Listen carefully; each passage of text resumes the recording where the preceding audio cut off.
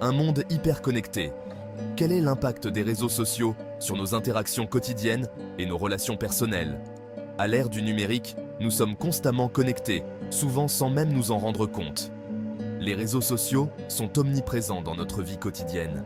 Ils transforment profondément nos relations sociales et nos interactions.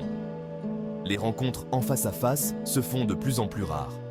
Les conversations profondes cèdent souvent la place à des échanges superficiels et rapides. Les jeunes générations, qui ont grandi dans ce monde hyper connecté, ont parfois du mal à décoder les signaux non-verbaux et les émotions. L'ironie, l'humour, les émotions sont difficiles à percevoir à travers un simple écran. Les générations plus âgées, elles, ont connu une époque bien différente. Elles ont appris à communiquer sans l'aide d'Internet ou de smartphones. Cette différence de vécu crée un fossé générationnel important. Les uns sont habitués à l'immédiateté et à la rapidité des réseaux sociaux. Les autres privilégient le contact humain direct et les interactions en personne. Il est crucial de prendre conscience de l'impact des réseaux sociaux sur nos relations. L'équilibre est essentiel pour maintenir des liens solides. Il faut encourager les échanges réels et la communication authentique pour préserver nos relations. Le cyberharcèlement, une réalité constante à l'ère numérique. Le cyberharcèlement est un fléau grandissant. Il touche de nombreux jeunes sur les réseaux sociaux. Contrairement au harcèlement traditionnel, le cyberharcèlement ne s'arrête pas aux portes de l'école. Il poursuit la victime partout, à tout moment. Messages haineux, rumeurs, photos humiliantes se propagent à une vitesse folle. L'anonymat offert par Internet encourage les comportements toxiques. Les victimes se sentent piégées, impuissantes. Les conséquences psychologiques peuvent être dévastatrices. Anxiété, dépression, isolement social. Il est primordial de sensibiliser les jeunes aux dangers du cyberharcèlement. Les parents, les éducateurs et les plateformes elles-mêmes ont un rôle crucial à jouer. Il faut encourager le dialogue et briser le silence autour de ce problème. Fragilité émotionnelle 2.0. Les dangers d'une vie virtuelle omniprésente. Les réseaux sociaux peuvent créer un sentiment de pression sociale intense. Les jeunes sont constamment exposés à des images idéalisées. Corps parfait, vie parfaite, réussite parfaite. La comparaison permanente avec ces standards irréalistes engendre frustration et manque de confiance en soi. L'obsession des likes et des followers alimente cette quête d'approbation virtuelle. Le nombre de likes devient une mesure de la valeur personnelle. L'estime de soi était mise à rude épreuve. Les jeunes se sentent anxieux s'ils ne correspondent pas aux normes dictées par les réseaux sociaux. Il est important de rappeler que la vie virtuelle est une représentation partielle et souvent biaisée de la réalité. Il faut encourager les jeunes à développer un esprit critique et à se construire une identité forte, indépendante des réseaux sociaux. Deux générations, deux réalités, enfants et adultes face aux réseaux sociaux.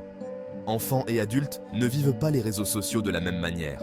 Les enfants, nés à l'ère numérique, ont une relation intuitive avec les technologies. Ils naviguent sur les plateformes avec aisance. Les réseaux sociaux font partie intégrante de leur quotidien. Ils y communiquent avec leurs amis, suivent leurs passions, s'informent. Les adultes, quant à eux, ont connu une époque sans Internet. Ils ont dû s'adapter à l'arrivée des réseaux sociaux. Leur utilisation est souvent plus réfléchie, moins instinctive. Ils perçoivent davantage les dangers potentiels. Cette différence de perception crée des conflits intergénérationnels. Les adultes s'inquiètent de l'impact des réseaux sociaux sur le développement des enfants. Les enfants, eux, reprochent parfois à leurs aînés leur manque de compréhension et leur méfiance excessive. Cinquième partie, le temps d'écran, un facteur déterminant dans le développement des enfants. Le temps passé devant les écrans est un sujet de préoccupation majeure pour de nombreux parents et éducateurs. Les enfants d'aujourd'hui passent en moyenne plusieurs heures par jour sur les réseaux sociaux, à jouer à des jeux vidéo ou à regarder des vidéos en ligne. Cet excès d'écran a des conséquences néfastes sur leur développement physique, cognitif et émotionnel. Le manque d'activité physique favorise l'obésité et les problèmes de santé. La surexposition aux écrans nuit à la qualité du sommeil. La concentration, la mémoire et l'esprit critique sont également affectés par cette surexposition. Sur le plan émotionnel, l'excès d'écran peut entraîner isolement social, anxiété, stress et dépression. Il est crucial de limiter le temps d'écran des enfants et de les encourager à pratiquer des activités stimulantes dans le monde réel. Sport, jeux de société, lecture, contact avec la nature. L'équilibre est la clé d'un développement harmonieux et épanoui. 7e partie, dopamine et dépendance. Comment les réseaux sociaux piratent notre cerveau. La dopamine est un neurotransmetteur essentiel au bon fonctionnement de notre cerveau, jouant un rôle clé dans plusieurs processus. Elle joue un rôle crucial dans la motivation, le plaisir et la récompense, nous poussant à rechercher des expériences gratifiantes. Les réseaux sociaux exploitent ce système naturel en créant une boucle addictive, difficile à briser. Chaque interaction sur les réseaux sociaux, qu'il s'agisse d'un like, d'un commentaire ou d'une nouvelle publication, déclenche une libération de dopamine dans notre cerveau, renforçant notre comportement. Cette sensation de plaisir nous incite à revenir encore et encore sur ces plateformes à la recherche d'une nouvelle dose de dopamine, créant une dépendance. Ce phénomène est comparable à celui observé dans les addictions aux jeux d'argent ou aux drogues, où le cerveau est constamment stimulé. Le cerveau devient dépendant de ces stimulations constantes, rendant difficile la déconnexion. Il est important de prendre conscience de ce phénomène pour éviter de tomber dans le piège de la dépendance aux réseaux sociaux et préserver notre bien-être mental. 8e partie. Enfants et addiction aux réseaux sociaux. Des conséquences profondes sur le développement. L'addiction aux réseaux sociaux est un problème grandissant chez les enfants et les adolescents. Leur cerveau, en plein développement, est particulièrement vulnérable aux mécanismes de la dépendance. Les conséquences sur leur santé physique et mentale peuvent être dramatiques. L'addiction aux réseaux sociaux peut entraîner des troubles du sommeil, des problèmes de concentration, de l'isolement social, de l'anxiété et de la dépression. Elle peut également nuire à la réussite scolaire et aux relations familiales. Il est primordial de sensibiliser les enfants et les adolescents aux dangers de la dépendance aux réseaux sociaux. Il faut les encourager à adopter une utilisation saine et équilibrée de ces outils. 9e partie. Des chiffres alarmants, l'impact des réseaux sociaux sur nos comportements. Les statistiques révèlent l'ampleur du phénomène. En France, plus de 80% des 15-24 ans utilisent les réseaux sociaux quotidiennement. Le temps moyen passé sur ces plateformes dépasse les 2 heures par jour. Ces chiffres sont en constante augmentation. Les études montrent un lien direct entre l'utilisation excessive des réseaux sociaux et l'augmentation des troubles anxieux, dépressifs et du sommeil chez les jeunes. Le cyberharcèlement, la comparaison sociale et la pression sociale sont autant de facteurs aggravants.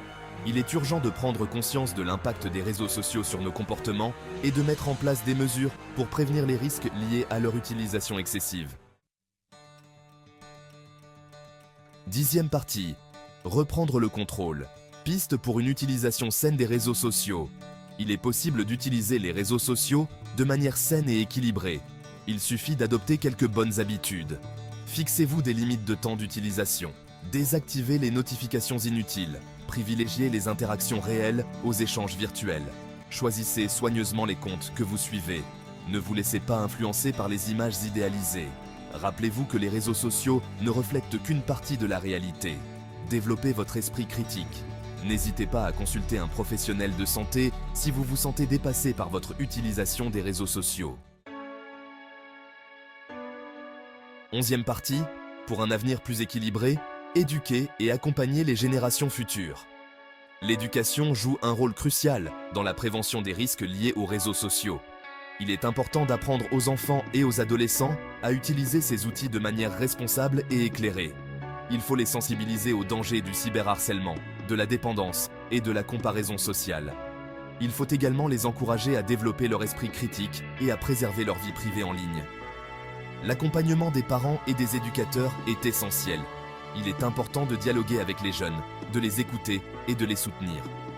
Ensemble, construisons un avenir numérique plus équilibré et plus humain.